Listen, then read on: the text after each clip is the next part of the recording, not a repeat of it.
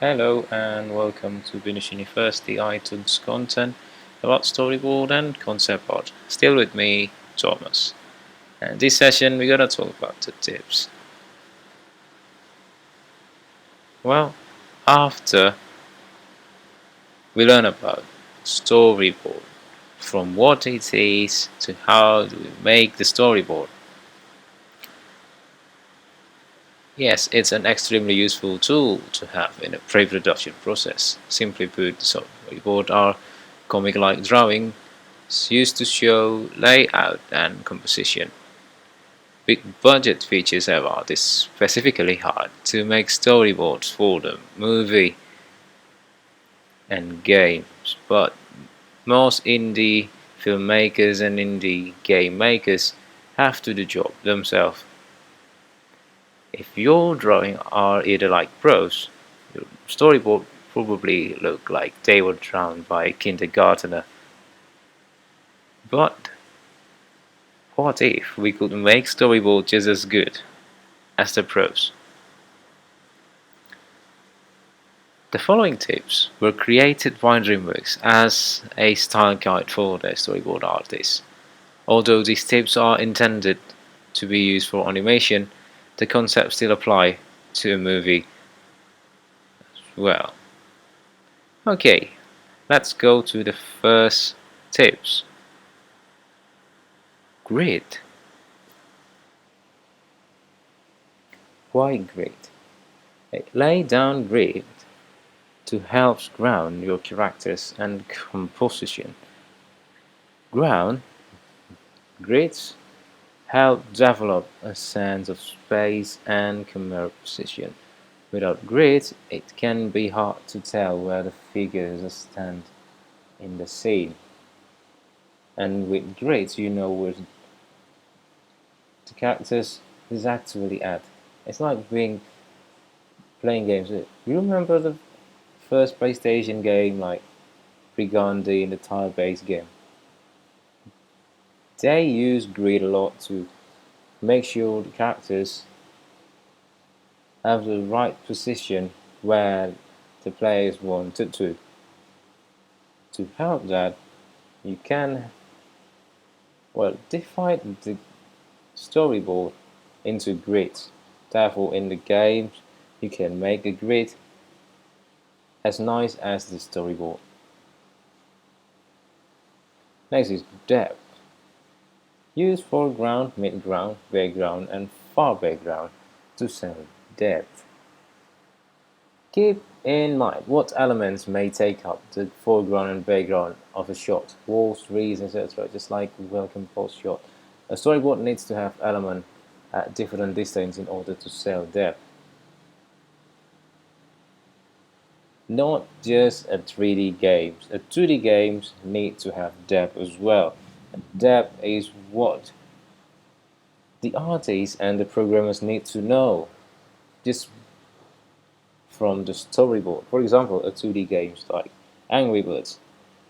It's plainly just 2D, but it has depth when the main characters is actually in the foreground, and the midground is sometimes like the background or ground, and the background is the sky. When you launch your bird on an Angry Bird, the background actually moves slower than the foreground. It's called a parallax. Of course, in 3D you have depth, a more complex depth, because it's actually have three axes, the X, Y, and Z. In order to let everybody know about your idea, you need to tell them by your storyboard using depth. And how to tell? You can use grid as well. Next is over shoulder. What is an over shoulder? Dirty shot help to give the scene a sense of intimacy or even hostility, making the dialogue seems more important. Over the shoulder shot and reaction shots have deliver a dialogue. As you can see, there is a male lion and a female lion on the scene now. And you can tell who is talking right now, the female one. And the male is like giving an expression, an action, reaction from the action of a female lion. Why is over shoulder? Because you feel like you are not on their dialogue, but you are with them listening. And it can quite awkward if you being stared by the male lion when they are talking, because they're not talking to you, they talking each other. And by over shoulder, you can see the expression of one character while the other is talking. You can also exploit different characters' height if you need to establish or re-establish your shot.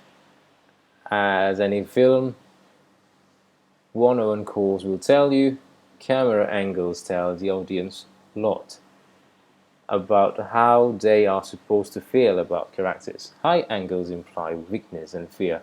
Low angle implies power and dominance. Cutting to different character heights can remind the audience how to feel about certain characters. The next tip is stare or no stare.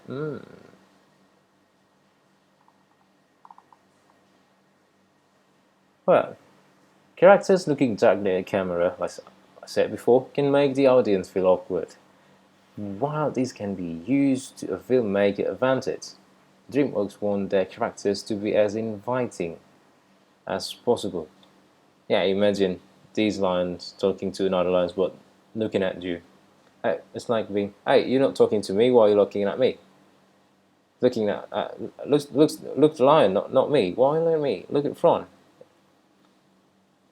It's going to be awkward because you are not, actually, you're not in their conversation, but they stare at you.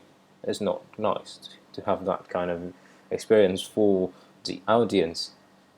Yeah, characters must be quite often looking at your left or right ear, looking at the ear, not your actual face.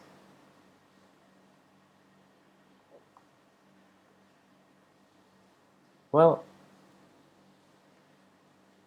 just like in editing, a storyboard may need to show the motivation of cuts. This can be written sound effects, head turning, and movement. And all these images were shared first by Ben Cartwell on his blog. You can download full-page prints of the storyboard from his story and design notes post. And if you want to learn more about storyboarding, watch a Storyboarding Like a Pro.